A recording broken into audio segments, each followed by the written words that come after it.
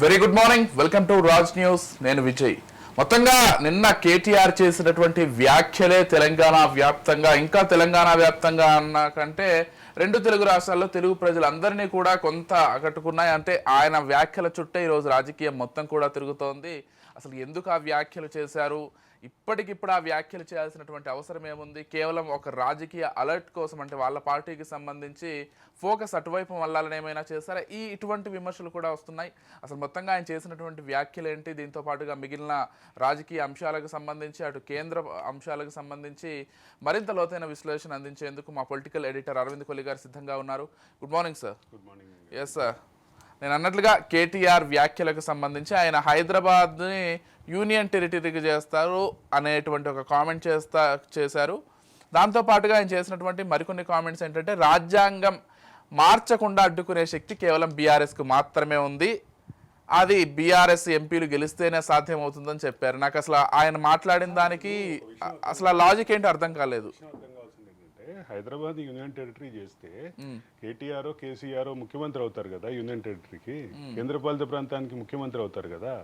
మొత్తం అది ఇప్పుడు అది తెలంగాణ రాష్ట్ర సమితిగా మొదలై భారత రాష్ట్ర సమితిగా మారే క్రమంలో కేవలం గ్రేటర్ హైదరాబాద్ రాష్ట్ర సమితిగా మిగిలినటువంటి పార్టీ కాబట్టి గ్రేటర్ హైదరాబాద్ లో ముఖ్యమంత్రి అయ్యే అవకాశం వస్తుంది. చక్కగా దాన్ని సమర్థించుకోవచ్చు కదా. ఎవరో ఒకళ్ళని రాజీనామా చేయించో లేదంటే ఇంకొక స్టెప్ తీసుకొని. కానీ ఇదంతా ఏంటంటే, నేను ఇప్పుడు మాట్లాడిన సెటరికల్ మాట రియాక్షన్ అయినప్పటికీ దీన్ని ఒక క్రోనలాజికల్ ఆర్డర్లో చూస్తే, ఉమ్మడికి రాజధానిగా మరో 10 సంవత్సరాలు కొనసాగించాలి అని వైసీపీ నుంచి కొంత డిమాండ్స్ వినిపించినాయి. అసెంబ్లీ ఎన్నికల ముందు వినిపించినాయి, పార్లమెంట్ ఎన్నికల ముందు కూడా ఎన్నికలకి ప్రక్రియ ప్రారంభమయ్యే కంటే ముందే అటువంటి వ్యాఖ్యలు వచ్చినాయి. బీఆర్ఎస్ దాని పట్ల అప్పుడు స్పందించలేదు. అప్పుడు స్పందించకుండా ఆ అంశం రాజకీయంగా తనకు ఉపయోగపడుతుంది అని భావించింది 2 సందర్భాల్లో కూడా. ఇప్పుడు వచ్చేసి రాజకీయంగా వేరే అస్త్రాలన్నీ దాదాపు నిష్ఫలమైనటువంటి ప్రస్తుత పరిస్థితుల్లో ఇప్పుడు ఇది ఒక కొత్త అస్త్రాన్ని బయటకు తీసింది. రైట్, దీన్ని ఇట్లాగే చూడాలి. ఎందుకు అంటే, బీఆర్ఎస్ జాతీయ పార్టీ ఇప్పుడు. ఓకే, గ్రేటర్ హైదరాబాద్ రాష్ట్ర సమితి అని మనం సరదాగా అనుకున్నప్పటికీ అది ఆ పార్టీ స్థాయి, ఆ పార్టీ రికగ్నేషన్ ఇప్పుడు జాతీయ పార్టీగా అప్లై చేస్తున్నారు. ఇప్పుడు జాతీయ దృక్పథంతో ఆలోచించాల్సినటువంటి పార్టీ మళ్ళీ అంటే పాత అస్త్రాలను బయటికి తీస్తోంది. ఇక్కడ ఈ చర్చలో కీలకంగా గమనించాల్సినటువంటి ఒక ముఖ్యమైనటువంటి పాయింట్ ఏంటంటే, ఎన్నికల సమయంలో ఇటువంటిది రెచ్చగొట్టడం ద్వారా మళ్ళీ తెలంగాణ ఫ్లాగ్షిప్ని ఓన్ చేసుకోవటం తప్ప ఇంకొక ప్రయత్నమే కనిపించట్లేదు.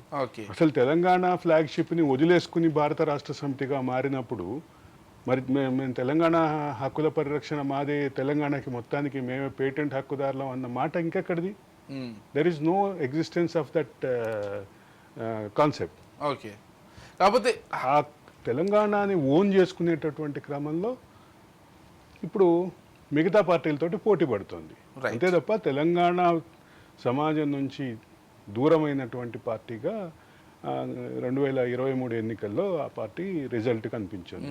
అంటే కోర్ తెలంగాణ, అంటే తెలంగాణలో మొదటి నుంచి 2001 నుంచి కేసీఆర్తో సెయిల్ అయినటువంటి ప్రాంతాలు, ఒక ఖమ్మం వదిలేస్తే నల్గొండ కేసీఆర్తో సెయిల్ అయింది, వరంగల్ కేసీఆర్తో సెయిల్ అయింది, పాలమూరు సెయిల్ అయింది, ఆదిలాబాద్ సెయిల్ అయింది, కరీంనగర్ సెయిల్ అయింది, నిజామాబాద్ సెయిల్ అయింది. ఇటువంటి జిల్లాలు ఇటువంటివన్నీ దూరం చేసుకున్నటువంటి కేసీఆర్ టీము ఈరోజు వచ్చేసి మళ్ళీ మేమే ఫ్లాగ్షిప్కి ఓనర్లము అని చెప్పటం కొంచెం తెలంగాణ సమాజంలో కాస్త భిన్నభావమే ఉంది. అంటే తెలంగాణలో నిజంగానే ఆ పరిస్థితి వస్తే తెలంగాణలో పెద్ద ప్రజా ఉద్యమం వస్తుంది, దానిపైన చర్చ జరుగుతుంది. ఇప్పుడు ఆయన మాట్లాడుతున్న మాటలన్నీ గతంలో దేశానికి 2వ రాజధాని అనేటటువంటి ప్రతిపాదన వచ్చినప్పుడు అంటే కేసీఆర్ నుంచి కేటీఆర్ నుంచి వచ్చినటువంటి స్పందనకి, ఇప్పుడు ఉమ్మడి క్యాపిటల్ అనే విషయంలో వస్తున్నటువంటి స్పందనకి, ఇప్పుడు ఉమ్మడి క్యాపిటల్ జూన్ 2 వరకు ఉంది, కానీ ఆంధ్రప్రదేశ్కి సంబంధించినటువంటి యాక్టివిటీస్ ఏమీ జరగట్లేదు ఇక్కడ. ఆంధ్రప్రదేశ్ సచివాలయాన్ని మార్చారు, కమిషనరేట్లు మార్చారు, డిపార్ట్మెంట్లు మార్చారు, హెచ్ఓడిస్ మార్చారు. రాష్ట్రం విడిపోయిన ఫస్ట్ 2-3 years లోనే జరిగిపోయింది ఇదంతా కూడా. ఆంధ్రప్రదేశ్కి సంబంధించినటువంటి ఏ యాక్టివిటీ తెలంగాణ హైదరాబాద్ అంటే ఉమ్మడి రాజధానిలో జరగనటువంటి పరిస్థితిలో ఇప్పుడు ఈ అంశాన్ని వివాదాన్ని తీసుకొచ్చి అంటే ఒక్కటే ఏంటంటే అది కూడా సెక్షన్ 8 మీద ఇప్పటి వరకు ఒక్కటి కేసు కూడా బుక్ అవ్వలేదు.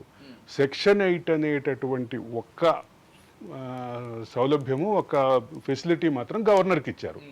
గవర్నర్కి ఇస్తూ గవర్నర్కి అంటే 2 సలహాదారులు ఇచ్చారు.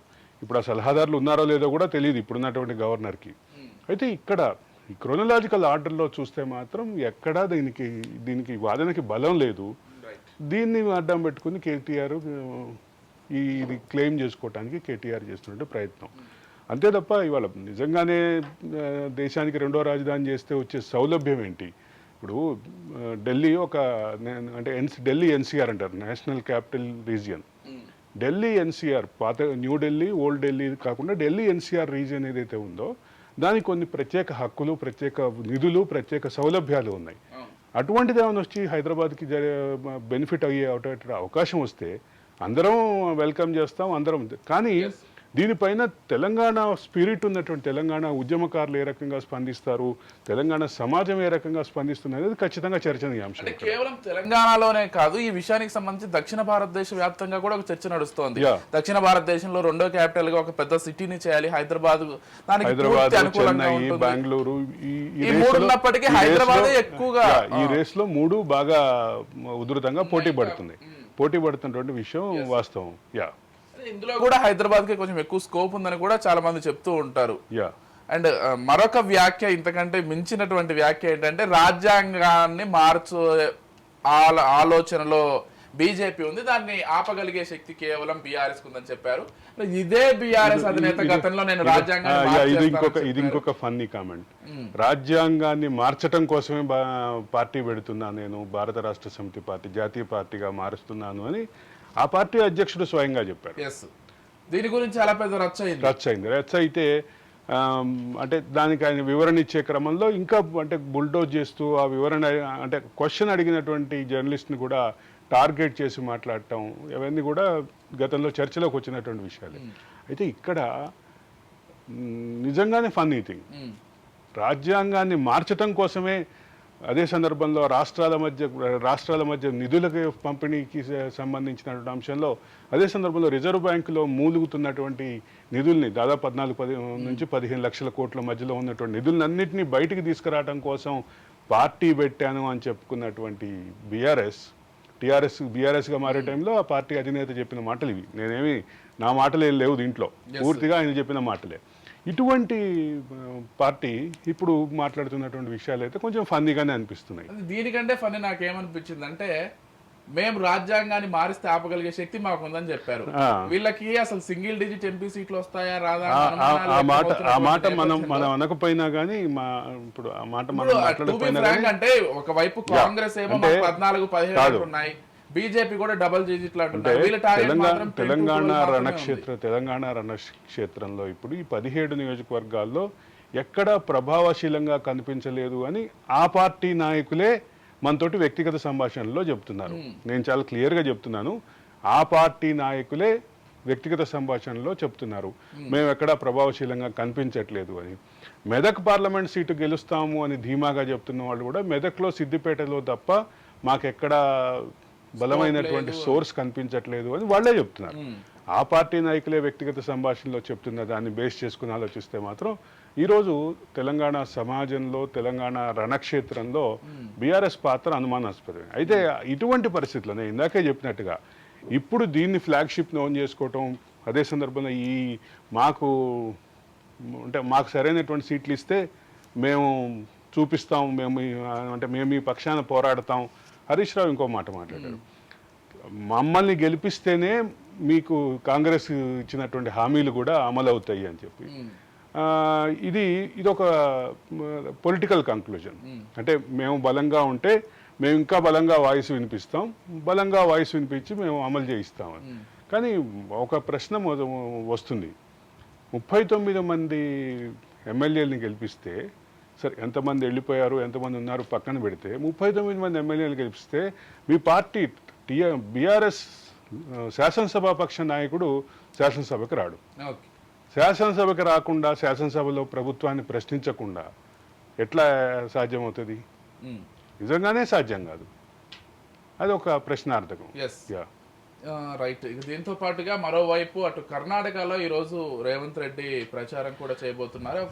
కర్ణాటక పర్యటనకు వెళ్ళబోతున్నారు. ఆల్రెడీ మల్లికార్జున ఖర్గే తోటి జాతీయ అధ్యక్షుడితోటి కాంగ్రెస్ జాతీయ అధ్యక్షుడితోటి ఒక ప్రచార సభ, ప్రియాంక గాంధీతో సేడంలో సాయంత్రం 4 గంటలకు. అదే సందర్భంలో బట్టి నిన్న ఒరిస్సాలో రాహుల్ గాంధీ తోటి పర్యటన జరిగింది. అయితే ఇక్కడ ఒక విషయం గమనించాలి, ఒక విషయం గమనించాలి.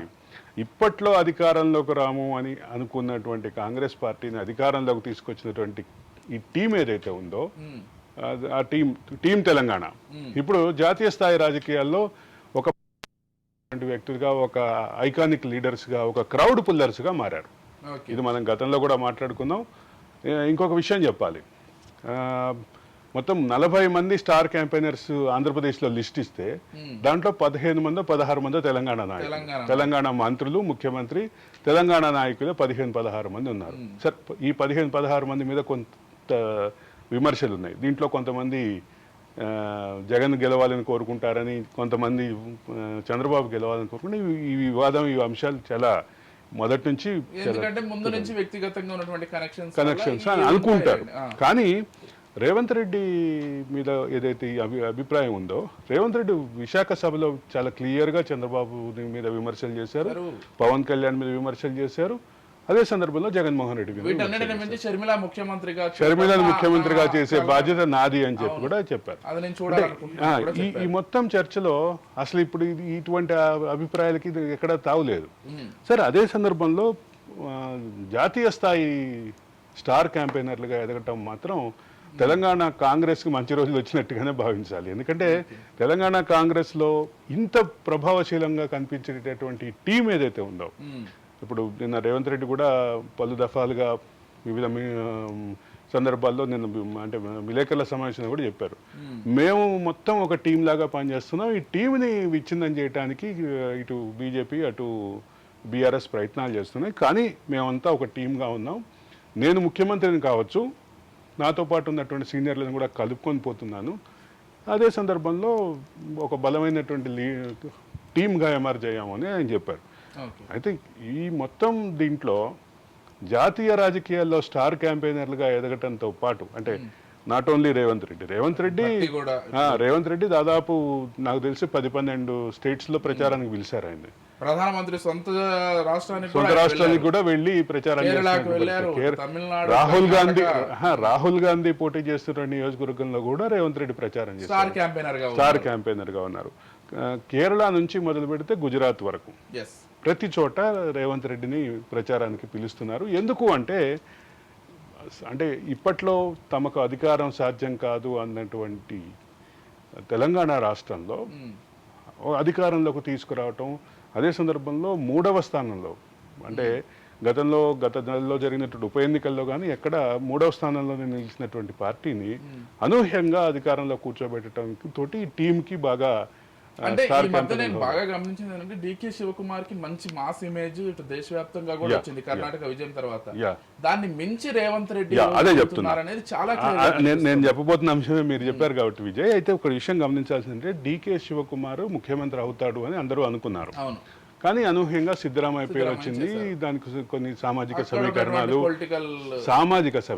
ముఖ్యంగా సామాజిక సమీకరణాలు ఏదైతే సామాజిక వర్గాలు కాంగ్రెస్కి అండగా నిలబడ్డాయో ఆ వర్గాల నుంచి వచ్చిన డిమాండ్స్, దాంతోపాటు సిద్ధరామయ్య గతంలో పనిచేసినటువంటి విధానం, వీటన్నిటి నేపథ్యంలో డీకే శివకుమార్ని ఉప ముఖ్యమంత్రి కాబట్టి అదే సందర్భంలో కీలకమైనటువంటి నిర్ణయాలన్నీ డీకే శివకుమార్ చేతిలో పెట్టి, కీలకమైన శాఖలు డీకే శివకుమార్ చేతిలో పెట్టి ముందుకెళ్లారు. ఇక్కడికి వచ్చేసరికి రేవంత్ రెడ్డి ఎవరైతే స్టార్ క్యాంపెయినర్గా ఉన్నారో అదే రేవంత్ రెడ్డి ఆయనకి అధికారం ఇచ్చారు, ఆయనే ముఖ్యమంత్రి అయ్యారు.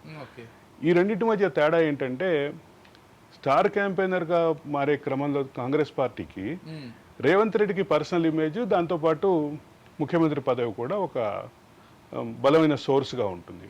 అదే సందర్భంలో డీకే శివకుమార్ని కూడా ఇప్పుడు నేను చెప్పిన కర్ణాటక లిస్టులో సారీ ఆంధ్రప్రదేశ్ స్టార్ క్యాంపెయినర్ లిస్టులో డీకే శివకుమార్ ఉన్నారు, obviously ఉన్నారు. డీకే శివకుమార్ ఉన్నారు, సిద్ధరామయ్య ఉన్నారు, మరికొంతమంది కూడా ఉన్నారు. రైట్. అయితే ఈ మొత్తంలో ఈ 15 మంది 16 మంది స్టార్ క్యాంపెయినర్ల ఇది మా పేర్లు మాత్రం ఆంధ్రప్రదేశ్లో పనిచేయబోతున్నాయి. అయితే మొత్తం దేశవ్యాప్తంగా కూడా టీం తెలంగాణ చాలా కీలకమైనటువంటి పాత్ర పోషించబోతుంది అనేది చాలా క్లియర్. మరోవైపు ఇటు జాతీయ రాజకీయాలను చూసుకున్నట్లయితే మోదీ చేసిన వ్యాఖ్యలు కొంత దేశవ్యాప్తంగా కూడా చర్చకు వచ్చాయి. అయితే పిఎఫ్ఐకి సంబంధించి కాంగ్రెస్ దానికి బాగా సపోర్ట్ చేస్తోందని చెప్తున్నారు. దాంతో పాటుగా పక్క దేశమైనటువంటి పాకిస్తాన్కి సంబంధించి కూడా ఆయన కామెంట్ చేశారు. గతంలో పాకిస్తాన్ ఉగ్రవాదుల్ని పంపించేది, ఈ రోజు తిండి కోసం కష్టపడాల్సినటువంటి ఒక పరిస్థితిలో ఉంది.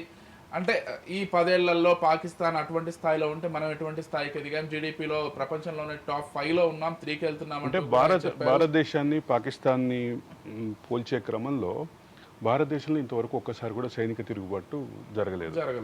భారతదేశాన్ని ఎప్పుడు మిలిటరీని పాలిటీ డామినేట్ చేస్తుంది. పాలిటీలో ఎన్ని అవకతవకలు ఉన్నా పాలిటీకి సంబంధించినటువంటి ఏదైతే స్పిరిట్ ఉందో అదే నిలబడింది. టు బి ఫ్రాంక్, ప్రజల చేత ఎన్నుకోబడిన ప్రభుత్వాలు పూర్తిగా సుస్థిరంగా పరిపాలన. ఎన్నికల ప్రక్రియలో ఎన్ని అనుమానాలు ఉన్నా, ఎన్ని అవకతవకలు ఉన్నాయని విమర్శలు ఉన్నా, ఆరోపణలు ఉన్నా, కీలకంగా గమనించాల్సింది ఏంటంటే భారతదేశంలో ఒక్కసారి కూడా సైనిక తిరుగుబాటు జరగలేదు. కానీ చాలా తరచుగా సైనిక తిరుగుబాట్లకి గురైనటువంటి తరచుగా అంటే ఒక ప్రభుత్వం కూడా ఎప్పుడు 5 ఏళ్ల పాటు ఒకళ్ళు ఇద్దరు ఉన్నట్టున్నారు, ఒక్కరే నాకు తెలిసి దాదాపుగా ప్రతి ప్రభుత్వం. కానీ ఇక్కడ ప్రధానంగా గమనించాల్సింది ఏంటంటే ఒక దేశ రాజకీయాన్ని, దేశ పాలనా వ్యవస్థని మిలిటరీ డామినేట్ చేసే పరిస్థితే వస్తే ఆ దేశానికి సంబంధించినటువంటి డెవలప్మెంట్ గ్రోత్ మీద, సస్టైనబుల్ డెవలప్మెంట్ గ్రోత్ మీద దాని ప్రభావం చాలా ఖచ్చితంగా పడుతుంది. చాలా దేశాల్లో ఈ రకమైనటువంటి ఫలితాలు ఉన్నాయి. మనం భారతదేశంతో పాటే అభివృద్ధికి అంటే స్వతంత్రం తెచ్చుకున్నటువంటి వాటి అభివృద్ధి ఎక్కడుంది, భారతదేశం అభివృద్ధి ఎక్కడుంది.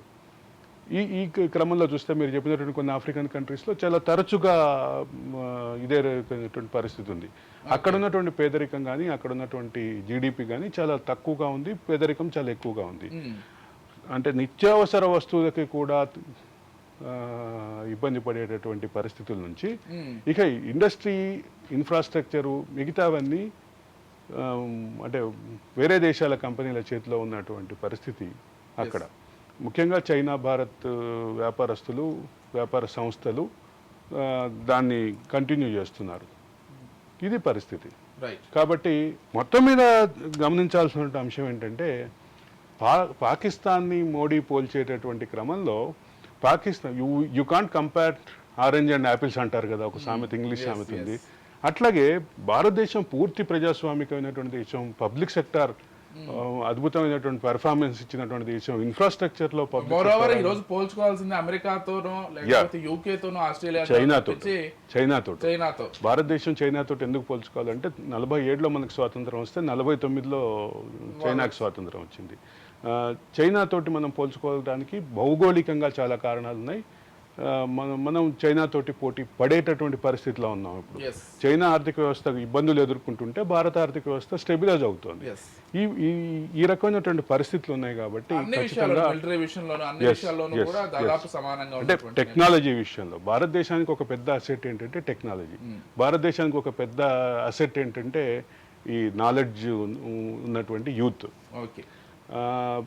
ఇంగ్లీష్ కమ్యూనికేషన్, ప్రపంచంలో ఏ దేశంతోటైనా మాట్లాడగలిగే ఇంగ్లీష్ కమ్యూనికేషన్ భారతదేశం ఇంకా సొంతం కాబట్టి ఈరోజు అది కూడా అడ్వాంటేజ్గా మారినటువంటి పరిస్థితి. మొత్తంగా ఏదైతే మోదీ వ్యాఖ్యలకు సంబంధించి మనం మాట్లాడుతున్నామో, మోదీ చేసినటువంటి మరో కొన్ని కీలక వ్యాఖ్యలు ఏంటంటే పిఎఫ్ఐకి సంబంధించి కాంగ్రెస్ అండతోటి పిఎఫ్ఐ ఇంతలా విస్తరిస్తోందంటూ కూడా ఆయన వ్యాఖ్యల సారాంశంగా ఉంది. దాంతోపాటు ఇటీవల కాలంలో ఆయన చేసినటువంటి కొన్ని మతపరమైనటువంటి కామెంట్స్ కూడా దేశవ్యాప్తంగా చర్చకు వచ్చాయి. దాన్ని కాంగ్రెస్ పూర్తిగా ఖండిస్తోంది. మరోవైపు బీజేపీ ఏమో వాస్తవాలను వెల్లడిస్తుంటే కాంగ్రెస్ జీర్ణించుకోలేకపోతుందని చెప్తోంది. దానికి సంబంధించి కూడా అరవింద్ గారితో డిస్కస్ చేద్దాం ఒకసారి. అరవింద్ గారు, నేను చెప్పినటువంటి ఈ విషయాలు కూడా ఎక్కువగా ప్రస్తావనకు వస్తున్నాయి. అంటే దేశ రాజకీయాల్లో మనం ఇన్నాళ్ళు తెలంగాణ రాజకీయం, ఆంధ్రప్రదేశ్ రాజకీయాల్లో మాటల వేడి పెరిగింది అని మాట్లాడుకునే వాళ్ళం. ఇప్పుడు కొత్తగా దేశ రాజకీయాల్లో కూడా, జాతీయ రాజకీయాల్లో కూడా ఇదే రకమైనటువంటి పరిస్థితి కనిపిస్తుంది. కాంగ్రెస్ ఏం తగ్గట్లేదు, మోడీ ఏం తగ్గట్లేదు, బీజేపీ ఏం తగ్గట్లేదు. చాలా ఘాటు విమర్శలు కూడా విమర్శలు కూడా చాలా ఘాటు విమర్శలు. అంటే కాంగ్రెస్ అధికారంలోకి వస్తే మహిళల మెడల్లో మంగళసూత్రాలు లాక్కుని ఒక వర్గానికి మేలు చేస్తారు అనే వ్యాఖ్యలు ఒక పక్క నుంచి వస్తే, మరో పక్క నుంచి ఇంతకంటే తీవ్రమైనటువంటి వ్యాఖ్యలు వచ్చినాయి.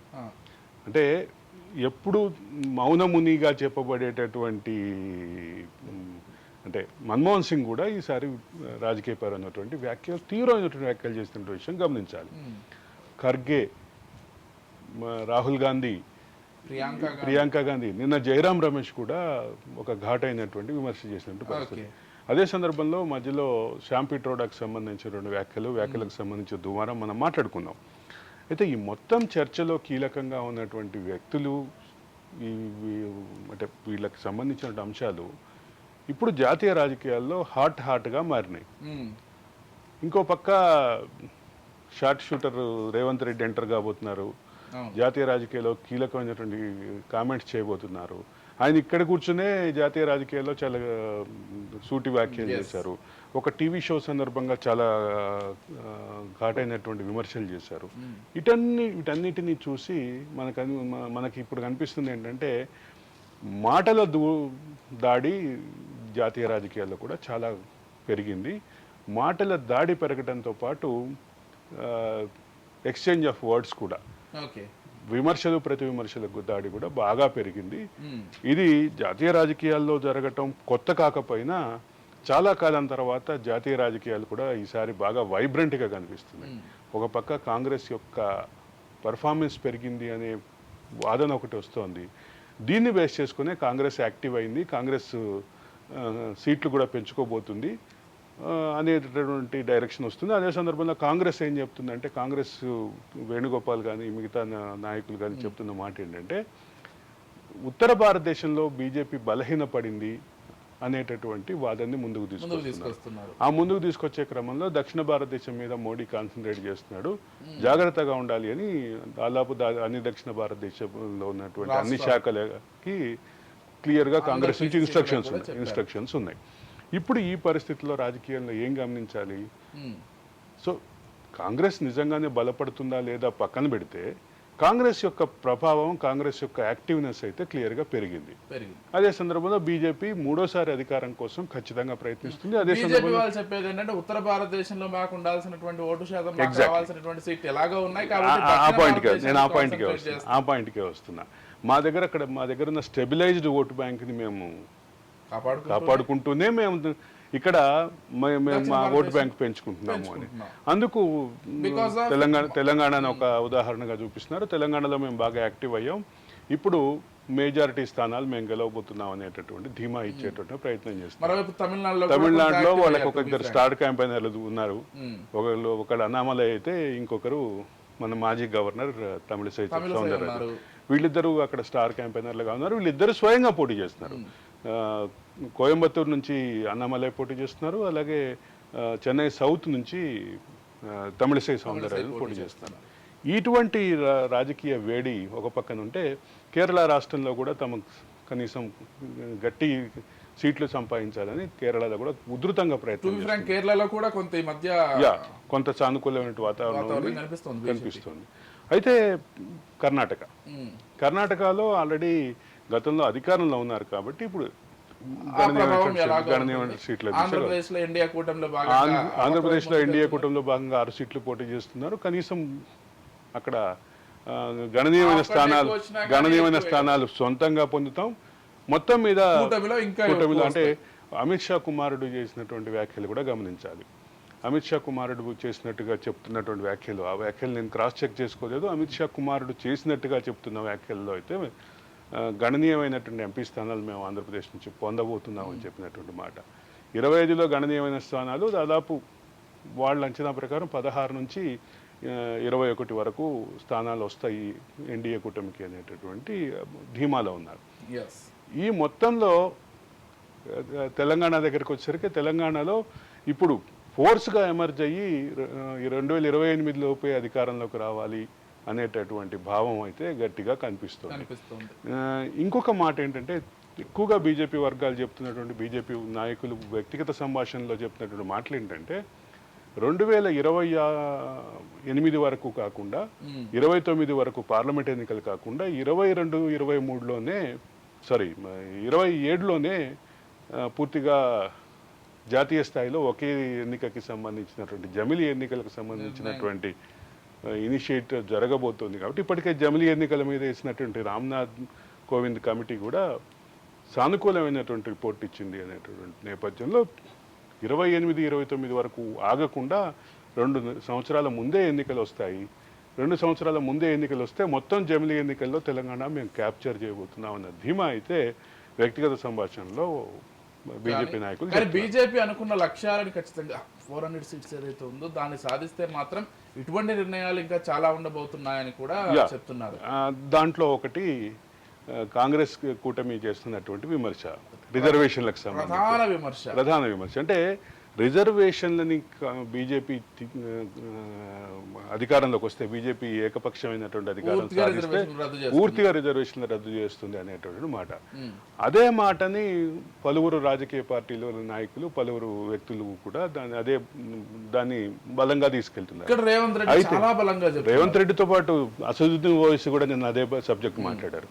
సో ఈ మొత్తంలో కీలకంగా గమనించాల్సింది ఏంటంటే, ఈ వివాదానికి కేంద్రంగా చెప్పబడినటువంటి మోహన్ భగత్ మాత్రం నిన్న చాలా క్లియర్ గా హైదరాబాద్ కేంద్రంగానే మాకు అటువంటి ఆలోచన ఏం లేదు, రిజర్వేషన్ల విషయంలో మేము జోక్యం చేసుకోము. ఆయన చెప్పిన మాట ఏంటంటే, అవసరం ఉన్నంత కాలం రిజర్వేషన్ కొనసాగించడానికి మాకు ఎటువంటి దేశంలో అన్ని వర్గాలు సమతుల అభివృద్ధి రావాలి అంటే ఖచ్చితంగా రిజర్వేషన్లు ఉండాలి అన్న భావాన్ని ఆయన వ్యక్తం చేశారు. అయితే ఇక్కడే ప్రధానంగా ఒక అంశం చర్చలోకి వస్తుంది. 100 సంవత్సరాల్లో ఆర్ఎస్ఎస్ పూర్తిగా దేశం మీద పట్టు సాధించాలని ఎప్పుడో నిర్ణయించుకుంది కాబట్టి 100 సంవత్సరాలు 2025కి 100 సంవత్సరాలు అవుతుంది కాబట్టి పూర్తిగా ఆ రకమైనటువంటి డైరెక్షన్ లో వెళ్ళేటటువంటి అవకాశం ఉంది అనేది రేవంత్ రెడ్డి చెప్తున్నట్టు. తెలంగాణ రాష్ట్రంలోనే ఇంత గట్టిగా ఈ వాదాన్ని ముందుకు తీసుకొచ్చి బలమైనటువంటి ప్రభావం చూపించినటువంటి రేవంత్ రెడ్డి వ్యాఖ్యలు ఇప్పుడు ఆయన దేశవ్యాప్తంగా తిరిగితే సో దీని ప్రభావం ఎట్లా ఉంటుంది అనేది కీలకంగా అబ్జర్వ్ చేస్తున్న పరిస్థితి. అయితే నిజంగానే ఆర్ఎస్ఎస్ రిజర్వేషన్లకు వ్యతిరేకంగా అంటే, రిజర్వేషన్ల విషయంలో ఆర్ఎస్ఎస్కి వ్యతిరేకత ఉంది అని నేను ఆర్ఎస్ఎస్ సిద్ధాంత గ్రంథం పాంచజన్యం నేను ఒక 5-6 సార్లు చదువుంటా, 7-8 సార్లు చదువుంటా. దాంట్లో నాకైతే ఎక్కడ అటువంటిది కనపడలేదు. కాకపోతే ఆర్ఎస్ఎస్ వాదనలో బలంగా అనిపించినటువంటి మాట ఏంటంటే, అంటే అఖండ భారత్ సాధనకి ప్రజలంతా ఒక్కటిగా ఉండాలి అనేటటువంటి భావం, ప్రజలంతా ఒక్కటిగా ఉండాలి అనేటటువంటి భావాన్ని రిజర్వేషన్లు విడగొడుతున్నాయి అనేటటువంటి అంతర్లీనమైనటువంటి సమాచారాన్ని తీసుకుని రేవంత్ రెడ్డి ఈరోజు మాట్లాడుతున్నారు. రేవంత్ రెడ్డి గతంలో ఆర్ఎస్ఎస్ లో పనిచేసినటువంటి వ్యక్తే, ఆర్ఎస్ఎస్ నేపథ్యం ఉన్నటువంటి వ్యక్తే కాబట్టి ఇప్పుడు అదొకటి కీలకంగా గమనించాలి. అయితే ఇంకొక విషయం ఏంటంటే, అఖండ భారత్ స్వప్నం సాకారం అవ్వాలి అంటే బలహీనమైన రాష్ట్రాలు, బలమైన కేంద్రం అవసరం అనే భావం మాత్రం ఆర్ఎస్ఎస్ ఆ పాంచజన్యం పుస్తకంలో వ్యక్తం చేసింది. ఆర్ఎస్ఎస్ 2వ అధ్యక్షుడైనటువంటి సదాశివ గోల్వల్కర్ రాసినటువంటి పుస్తకం. నాకు అన్ని పుస్తకాలు చదివే అలవాట్లో భాగంగా ఈ పుస్తకం కూడా చదివాను. ఇట్లాంటి కొన్ని అంశాలు అయితే ఉన్నాయి. తెలంగాణ రాష్ట్ర ఏర్పాటు సందర్భంలో కూడా నేను రాసినటువంటి కొన్ని ఆర్టికల్స్లో ఆర్ఎస్ఎస్ ఈ భావం వ్యక్తం చేసింది. బలహీనమైనటువంటి రాష్ట్రాలు అంటే చిన్న చిన్న రాష్ట్రాలు బలమైన కేంద్రం అనేటటువంటి అవసరం ఉంది అనేది ఆర్ఎస్ఎస్ భావం. కాబట్టి అంటే ఆ నేపథ్యంలో ఆర్ఎస్ఎస్ తెలంగాణకి అనుకూలమైనటువంటి నిర్ణయం తీసుకుంటుంది అని నేను సుమారు ఒక 8-10 ఆర్టికల్స్ రాశాను. ఆ క్రమంలో కూడా మళ్ళొకసారి చదివేటటువంటి విషయం ఏంటంటే, బలహీనమైనటువంటి రాష్ట్రాలు బలమైన కేంద్రం ఉండాలి అనేది ఆర్ఎస్ఎస్ భావం. ఇవాళ మోడీ బలమైనటువంటి నాయకుడిగా ఎమర్జ్ అయి ఉన్నారు. అదే సందర్భంలో మోడీ టీం కూడా బలమైనటువంటి నాయకులుగా ఎదుగున్నారు. రాష్ట్రాలు బలహీనంగా ఉన్నటువంటి పరిస్థితుల్లో ఇప్పుడు బలమైనటువంటి కేంద్రం ఉంది కాబట్టి అఖండ భారత దిశగా వెళ్ళాలి అని ఆర్ఎస్ఎస్ కోరుకుంటుందో లేదో నాకు తెలియదు. కానీ ఆర్ఎస్ఎస్ భావం అయితే ఇది. అవును, ఇటీవల సోషల్ మీడియాలో కూడా అఖండ భారతదేశానికి సంబంధించి చాలా పోస్టులు, చాలా వైరల్ గా అవుతున్నటువంటి పర్సన్ కూడా నేను కూడా చాలా సార్లు చూసా సోషల్ మీడియాలో. అంటే దీంతో పాటు ఇంకో విషయం ఏంటంటే అమిత్ షా ఫేక్ వీడియో కూడా ఇటీవల కాలంలో సర్క్యులేట్ అయింది. దానికి సంబంధించి ఆల్రెడీ కేసు కూడా నమోదైంది. అయితే ఇక్కడ అంటే ఈ ఫేక్ వీడియోలకు సంబంధించి సోషల్ మీడియా మార్ఫింగ్లు, ఫేక్ వీడియోలకు సంబంధించి చాలా మంది బాధితులు అయితే ఉన్నారు. దాంట్లో ఈరోజు అమిత్ షా కూడా చేరారు. గతంలో రాహుల్ గాంధీ బాధితుడే, గతంలో ప్రియాంక గాంధీ బాధితురాలే, గతంలో సోనియా గాంధీ బాధితురాలే, గతంలో చంద్రబాబు బాధితుడే, గతంలో జగన్ బాధితుడే, షర్మిల బాధితురాలే. ఇట్లా మొదలు పెట్టుకుంటే వెళ్తే చాలా పెద్ద లిస్ట్ అవుతుంది. ఇక్కడ ఈ పర్టికులర్ జంక్చర్లో మాత్రం ఆలోచించాల్సినటువంటి అంశం ఏంటంటే అమిత్ షా సాక్షాత్తు కేంద్ర హోంమంత్రి ఇదే వీడియో మార్ఫింగ్ చేసి దాన్ని పెట్టారు అనేది ఎస్టాబ్లిష్ అయినటువంటి ఫ్యాక్ట్. ఈ నేపథ్యంలో వస్తున్నటువంటి విమర్శలు, దీనికి సంబంధించినటువంటి రాజకీయాలు, వీటన్నిటిని కనుక స్థూలంగా గమనిస్తే ఒకటి మాత్రం క్లియర్, మార్ఫింగ్లు, ఫోటోషాప్లు, ఎడిటింగ్లు చుట్టూ సోషల్ మీడియా కేంద్రంగా రాజకీయం అయితే చాలా దిగజారుతుందని మాత్రం చెప్పాల్సిన. ఇటీవల ఎన్నికల్లో విపరీతంగా ఫేక్ వీడియోలు ఉండడము, మార్ఫింగ్ ఫోటోస్ ఉండడము, లేకపోతే ఫేక్ వార్తలు వైరల్ గా మారడం, ఇవి జరుగుతూనే ఉన్నాయి. అయితే ఇక్కడ దీని మొత్తాన్ని భారతదేశానికి హోంమంత్రిగా ఉన్నటువంటి అమిత్ షానే దీనికి బాధితుడిగా మారటం కొంచెం బాధాకరమైనటువంటి పరిణామంగానే చెప్పాలి. అంటే దీనికి సంబంధించి ప్రజలకు కూడా ఒక అవగాహన వచ్చి ఉండాలంటే ఏది ఫేక్ వీడియో, ఏది రియల్ వీడియో తెలుసుకునేటువంటి కనీస పరిజ్ఞానాన్ని అయితే అటు కేంద్ర ప్రభుత్వం కావచ్చు, రాష్ట్ర ప్రభుత్వాలు కావచ్చు, ప్రజలకు అవగాహన కల్పించాల్సినటువంటి అవసరం కూడా ఉంది. అంటే సోషల్ మీడియాని నియంత్రించేటటువంటి క్రమంలో సోషల్ మీడియాకి సంబంధించినటువంటి ఫేక్ ప్రచారాన్ని అడ్డుకోవటానికి సైబర్ విజిలెన్స్ సెల్ అని ఒక కేంద్ర ప్రభుత్వానికి సంబంధించినటువంటి ఒక సెల్ ఉంది. దానికి నాకు తెలిసి 1980 అనుకుంటా, ఐఎమ్ నాట్ షూర్, ఒక టోల్ ఫ్రీ నెంబర్ కూడా ఉంది. ఆ టోల్ ఫ్రీ నెంబర్తో పాటు ఒక మెయిల్ కూడా ఉంది. సోషల్ మీడియాలో ఏదైతే ఫేక్ ప్రచారాలు చేసేటటువంటి సంస్థల్ని కానీ వ్యక్తుల్ని కానీ ఆ సెల్ దృష్టికి తీసుకొస్తే ఆ సెల్ కన్సర్న్ పోలీస్ స్టేషన్కి, కన్సర్న్ అంటే డిస్ట్రిక్ట్ మ్యాజిస్ట్రేట్కి, కన్సర్న్ డిస్ట్రిక్ట్ సూపరింటెండెంట్కి అలర్ట్ పంపిస్తుంది. పంపిస్తే మనం వెళ్ళి దానికి సంబంధించినటువంటి కేసు బుక్ చేయడం ద్వారా, అంటే పోలీస్ స్టేషన్ నుంచి ఫోన్ వస్తుంది మనకి, వెళ్ళి మనకు సంబంధించినటువంటి అంశాన్ని రిపోర్ట్ చేయడం ద్వారా కేసు బుక్ అవుతుంది. కేసు బుక్ అయ్యి దానికి సంబంధించినటువంటి అంశాలు ముందుకెళ్తున్నాయి. ఈ పరిస్థితి సైబర్ విజిలెన్స్ సెల్ ఏదైతే ఉందో అది కేంద్ర ప్రభుత్వ ఆధ్వర్యంలో ఉంది, అది జరుగుతోంది. ఇప్పుడు ఇది ఒక కొత్త సమస్య. కేంద్ర ప్రభుత్వ ఆధ్వర్యంలో ఈ సెల్ ఎవరి అండర్లో పనిచేస్తుందో ఆయనే బాధితుడిగా ఉన్నటువంటి పరిస్థితి. పోతే ఆంధ్రప్రదేశ్ విషయానికి వచ్చినట్లయితే పెన్షన్ల పంపిణీ విషయంలో ఎంత రచ్చ జరుగుతుందో, వాలంటీర్ల పంపిణీ చేయొద్దని చెప్పిన తర్వాత దానికి సంబంధించినటువంటి ఆ విషయాలు ఎంత వైరల్గా మారాయో మనం చూసాం. ప్రతిపక్షాలని ఆ విషయం అడ్డం పెట్టుకొని వైఎస్ఆర్సీపీ ఎంతలా విమర్శిస్తోందో కూడా చూస్తున్నాం. ఇప్పుడు దానికి సంబంధించి ఒక క్లారిటీ వచ్చింది. అంటే మే 1 నుండి 5 లోపు పెన్షన్లు పంపిణీ చేసుకోవచ్చు, కాకపోతే ప్రభుత్వ ఉద్యోగుల ద్వారా పంపిణీ చేయాలి. సాధ్యమైనంత వరకు బ్యాంకులకి ప్రత్యక్ష ట్రాన్స్ఫర్ ద్వారా చేయాలి. బ్యాంక్ అకౌంట్లు డేటా లేని చోట్ల కానీ, బ్యాంక్ అకౌంట్లు లేని చోట్ల కానీ ప్రభుత్వ ఉద్యోగులతో 1 నుంచి 5వ తారీఖు లోపు పంపిణీ చేయాలి అనేటువంటి చర్చ వచ్చింది. అయితే ఇప్పుడు ఏప్రిల్ 1న మనం చూసినటువంటి పరిస్థితి ఏదైతే ఉందో, ఏప్రిల్ 1న ఎండాగలో అంటే దాన్ని అదొక రాజకీయ అంశంగా మారిపోయి చేసినటువంటి పరిస్థితి. ఇప్పుడు తెలుగుదేశం దానికి కౌంటర్ విసిరే పనిలో ఉంది. ఎక్కడైతే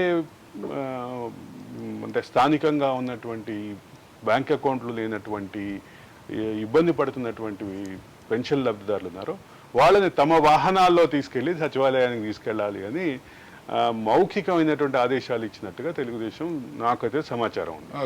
ఈ మౌఖికమైనటువంటి ఆదేశాలని తెలుగుదేశం శ్రేణులు వాడుకొని ఇప్పుడు ఈ పరిస్థితి వస్తుంది. అంటే ఇక్కడ ఒక విషయం గమనించాల్సింది ఏంటంటే, పెన్షన్ లబ్ధిదారులు వాళ్ళకి సంబంధించినటువంటి vote bank consolidated vote bank అది.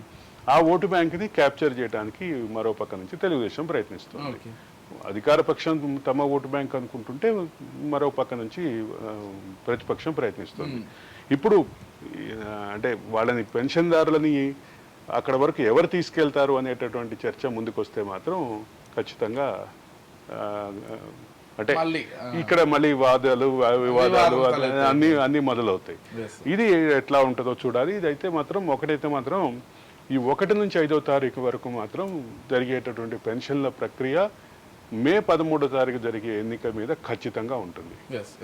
చాలా షార్ట్ టర్మ్ లో ఎన్నిక ఉండబోతుంది కాబట్టి మే 1 నుంచి 5వ తారీఖు జరగబోయే పెన్షన్ల పంపిణీ యొక్క ప్రభావం ఖచ్చితంగా ఉండబోతుంది. పూర్తిగా దీనికి కారణం చంద్రబాబుకు అనుకూలమైనటువంటి సంస్థ వేసినటువంటి పిటిషన్ కారణంగానే ఈ పరిస్థితి వచ్చిందన్న వాదనని అధికార పక్షం తీసుకొస్తుంది. మరోపక్క దీన్ని తిప్పికొట్టే క్రమంలో ప్రతిపక్షం కూడా అసలు ప్రభుత్వం నుంచి కొంత అంటే అధికార పార్టీకి అనుకూలంగా ఉన్నటువంటి అధికారులే ఈ సమస్యకి కారణం అనేటటువంటి వాతావరణాన్ని క్రియేట్ చేయడానికి తెలుగుదేశం కానీ మిత్రపక్షం కానీ కూటమి కానీ ప్రయత్నిస్తుంది. ఈ మొత్తంలో దీని 1 నుంచి 5వ తారీఖు వరకు ఉన్నటువంటి ఈ పెన్షన్ల పంపిణీ ప్రక్రియ మాత్రం దాని ప్రభావం మాత్రం ఖచ్చితంగా ఎన్నికలలో మే 13 ఎన్నికల్లో. మరోవైపు ఈ హామీలు ఇచ్చే క్రమంలో ఒకవైపు జగన్ ఏమో పెన్షన్ కి సంబంధించి 3,500 చేస్తాను, మొదటి 2 సంవత్సరాలు పెంచుతానని ఆయన చెప్తున్నారు. ఎన్డీఏ కూటమి ఏం భావిస్తుంది, ఒకేసారి 4,000 చేసేస్తాం, మొదటి నుంచే ఇస్తాం అనేటువంటి హామీ ఇచ్చే ఆలోచనలో ఉన్నట్లుగా దాని చుట్టూ సమాలోచన. దాంతో పాటు ఎన్డీఏ కూటమి యొక్క మేనిఫెస్టో రేపు రాబోతుంది అనేది సమాచారం. రేపు రాబోయే ఈ మేనిఫెస్టోలో ఇప్పుడు నవరత్నాల ప్లస్ కి సూపర్ 6 కి అదనంగా జోడించి నవరత్నాల ప్లస్ కి ఏ రకమైనటువంటి పోటీ వస్తుంది అనేది ప్రధానంగా గమనించాలి. అయితే సూపర్ 6 లో ఇప్పటికే పెన్షన్ 4,000 చేస్తామని చంద్రబాబు ప్రకటించారు. కాబట్టి నిన్న జగన్మోహన్ రెడ్డి మొన్న చేసినటువంటి ఈ పవర్ పాయింట్ ప్రజెంటేషన్ సందర్భంగా ఆయన చాలా క్లియర్గా ప్రశ్నించారు. 1,21,000 కోట్లు కేవలం దీనికే చూపిస్తారు, అంటే సూపర్ 6 కి ఖర్చు అవుతుంది, ఇవి ఎక్కడి నుంచి తీసుకొస్తారు అని చెప్పేసి అడుగుతున్నారు. అంటే నిధులకి సంబంధించినటువంటి అవైలబిలిటీని చూపించకుండా, నిధులకు సంబంధించినటువంటి సోర్స్ను చూపించకుండా, అంటే ఏకపక్షంగా హామీలు ఇస్తారు, మభ్య పెడుతున్నారు అనేది ఆయన తీసుకొచ్చినటువంటి కన్క్లూజన్. దాన్ని ప్రజలు నమ్ముతారా? అదే సందర్భంలో జగన్మోహన్ రెడ్డి, నేను గతంలో కూడా చెప్పాను, జగన్మోహన్ రెడ్డికి ఒక కన్సాలిడేటెడ్ ఓటు బ్యాంక్ ఉంది, జగన్మోహన్ రెడ్డికి వ్యతిరేకంగా ఒక కన్సాలిడేటెడ్ ఓటు బ్యాంక్ ఉంది. ఇప్పుడు తటస్థులుగా ఉన్న వాళ్ళు కానీ, ఇంకా నిర్ణయించుకోలేని వాళ్ళు కానీ వీళ్ళు ఎటువైపు మొగ్గుతారు అనే దాని మీదనే ఆంధ్రప్రదేశ్ రాజకీయం వాళ్ళు డిసైడ్ అయ్యేటండి. జగన్మోహన్ రెడ్డి మాత్రం చాలా క్లియర్ గా చెప్తున్నారు, అమలు చేయని హామీలు ఎన్ని ఇచ్చినా ఏం లాభం, నేను అమలు చేసేవే ఇస్తాను. నేను ఆల్రెడీ 99% అమలు చేశాను, మిగతా దాన్ని అమలు చేస్తున్నారు. అయితే ఇక్కడ దానికి చంద్రబాబు ఒక కౌంటర్ ఇచ్చారు. ఈ 99% ప్రకటన రాకముందే ఆయన ఒక కౌంటర్ ఇచ్చాడు. చంద్రబాబు కొన్ని అంశాలని ప్రస్తావిస్తూ ట్విట్టర్లో ఒక పోస్ట్ చేశారు, ఒక ట్వీట్ చేశారు. ఆ ట్వీట్లో ఆయన ప్రస్తావించింది ఏంటంటే 2019లో ఇచ్చినటువంటి హామీలనే అమలుపరచని జగన్మోహన్ రెడ్డి 2024లో మళ్ళీ అవే హామీలతోటి, అంతకంటే బెటర్ హామీలతోటి వస్తున్నారు. 2024 ఎన్నికలకి నేను మద్య నిషేధం చేసే 2024 ఎన్నికలకి వెళ్తా అన్నారు, మళ్ళీ ఏ మొహం పెట్టుకుని వస్తున్నారు అని చెప్పి ప్రశ్నించారు. దానికి కౌంటర్ ఆల్రెడీ వచ్చేసింది జగన్మోహన్ రెడ్డి దగ్గర నుంచి. కాబట్టి ఇది ప్రస్తుత పరిస్థితి. అయితే ఇంకొక విషయం గమనించాలి, తెలంగాణ రాష్ట్రంలో బీజేపీ అధ్యక్షుడు నడ్డా ఈ రోజు నుంచి చాలా ఉధృతంగా తిరగబోతున్నాడు. ఈ రోజు ఆయన రాష్ట్ర పర్యటనకు రాబోతున్నారు. అదే సందర్భంలో మోడీ పర్యటన కూడా ఉండబోతుంది. మోడీ పర్యటన, నడ్డా పర్యటన, వీటన్నిటి నేపథ్యంలో ఇంకో విషయం చెప్పాలి. ఇంతకు ముందు బీజేపీ తోటి మీద అసంతృప్తితోటి బయటికి వెళ్ళిపోయినటువంటి చాలా మంది మళ్ళీ బీజేపీకి దగ్గర అవుతున్నారు. అంటే ఎన్నికల రాజకీయాలు అనేది ఇది చాలా కీలక. కానీ 2 రాష్ట్రాల్లో ఒకటి మాత్రం చాలా హాస్యాస్పదంగా అనిపిస్తుంది. మొన్నటి వరకు అయితే ఏ పార్టీలను దుమ్మెత్తిపోసారి అదే పార్టీలోకి వెళ్ళేసరికి, ప్రజల మధ్యకి వెళ్ళేసరికి సమాధానం చెప్పుకోలేనటువంటి ఒక పరిస్థితి కూడా ఏర్పడుతోంది చాలా మంది. అంటే ఇక్కడ ప్రధానమైనటువంటి అంశం ఏం గమనించాలంటే, బీఆర్ఎస్ లో నిలబడలేకపోతున్నటువంటి నాయకుల సంఖ్య, బీఆర్ఎస్ కి దూరం అవుతున్నటువంటి నాయకుల సంఖ్య గణనీయంగా ఉంది.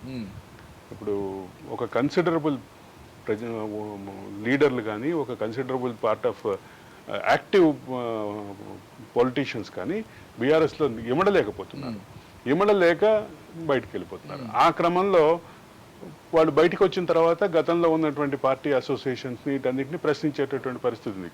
కడియం విషయంలో అది చూస్తున్నాం మనం స్వయంగా, మరికొంతమంది నాయకుల విషయంలో కూడా చూస్తున్నాం. అది ఖచ్చితంగా ఇబ్బందికరమైనటువంటి పరిణామం అయితే ఆంధ్రప్రదేశ్ లో ఇంకా ఎక్కువ ఉంది. ఆంధ్రప్రదేశ్ లో ఇటీవల కాలంలో ఒకటి చూడాలి, అటు ఇటు జంప్ చేస్తున్నారు. డొక్కా మాణిక్యవర ప్రసాద్ తెలుగుదేశంలో ఎమ్మెల్సీగా ఉండి రిజైన్ చేసి వైసీపీలోకి వచ్చి మళ్ళీ అదే ఎమ్మెల్సీ స్థానానికి వైసీపీ నుంచి ఎన్నికయి ఇప్పుడు మళ్ళీ తెలుగుదేశంలోకి చేరారు. అట్లాగే చంద్రబాబుకి చీఫ్ సెక్యూరిటీ ఆఫీసర్గా ఉన్నటువంటి ఒక రిటైర్డ్ ఐపీఎస్ ఆఫీసరు ఎమ్మెల్సీగా బాలకృష్ణ మీద హిందూపురం నుంచి పోటీ చేసి మహమ్మద్ ఇక్బాల్ పోటీ చేసి తర్వాత ఎమ్మెల్సీ కోటాలో అంటే దీంతో ఎమ్మెల్సీగా కోటాలో ఎమ్మెల్సీ అయ్యి ఎమ్మెల్సీ అయిన తర్వాత ఇటీవల ఆయన ఎమ్మెల్సీ పదవికి రిజైన్ చేసి టీడీపీలో చేరారు. ఇటువంటి ఈ పోర్టింగ్స్ సహజంగానే ఉన్నాయి.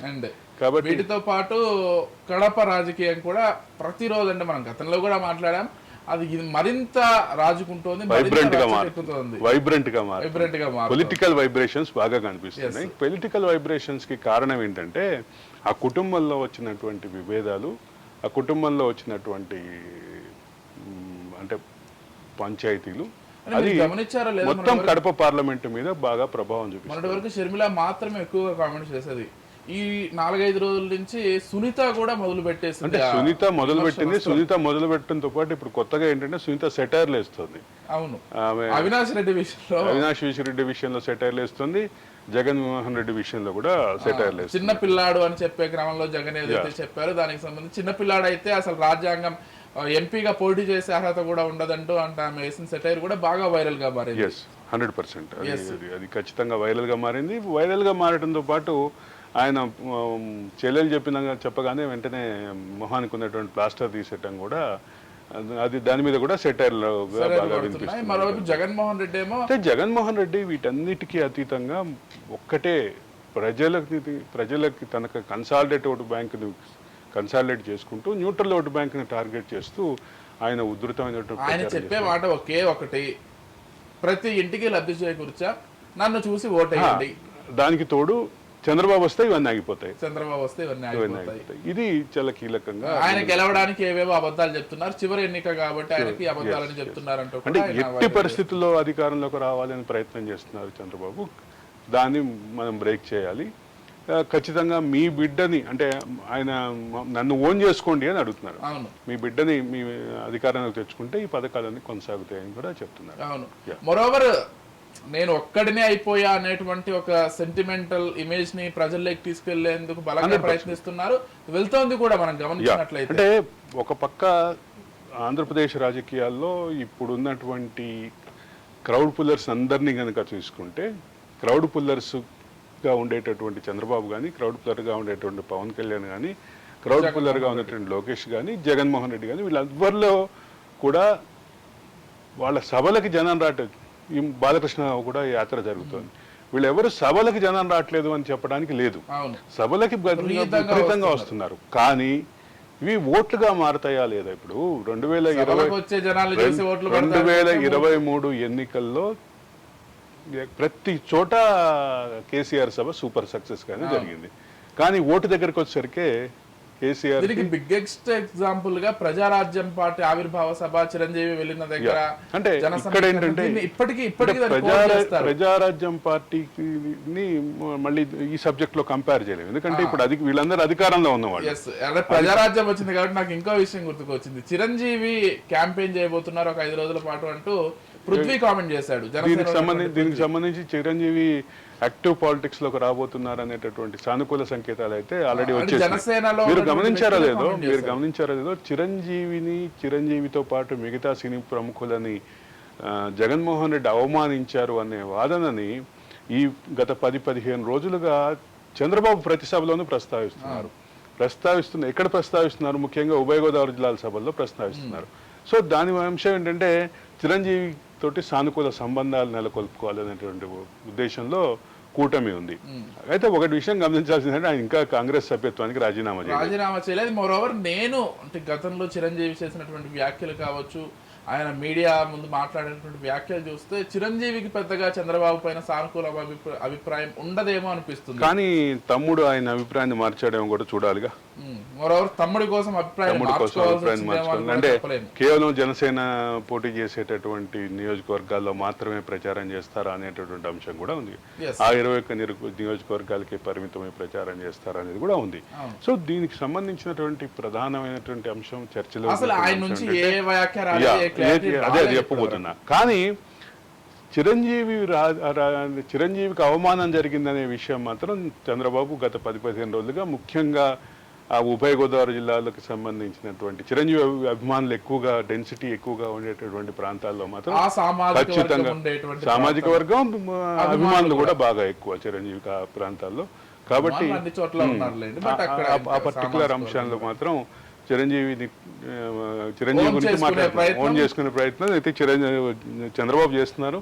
ఇది ఏ రకమైనటువంటి రాజకీయ ఫలితాలు ఇస్తుంది అనేది ఖచ్చితంగా మే 13వ తారీఖు తర్వాతే అర్థమవుతుంది. రైట్. థ్యాంక్ యూ అరవింద్ గారు, థ్యాంక్ యూ సో మచ్ అండి. అన్ని విషయాలకు సంబంధించి చక్కటి విశ్లేషణ కార్యక్రమాన్ని అయితే అందించారు. రైట్, చూస్తున్నాం కదా 2 తెలుగు రాష్ట్రాలకు సంబంధించి ఇప్పటికే ఎన్నికల ప్రచార హోరు పెరిగిపోయింది. సాధారణ ఎండల కంటే ఆ వేడిమి ఇంకా ఎక్కువగా ఉందని చెప్పుకోవాలి. ఆంధ్రప్రదేశ్లో అయితే చెప్పనవసరం లేదు.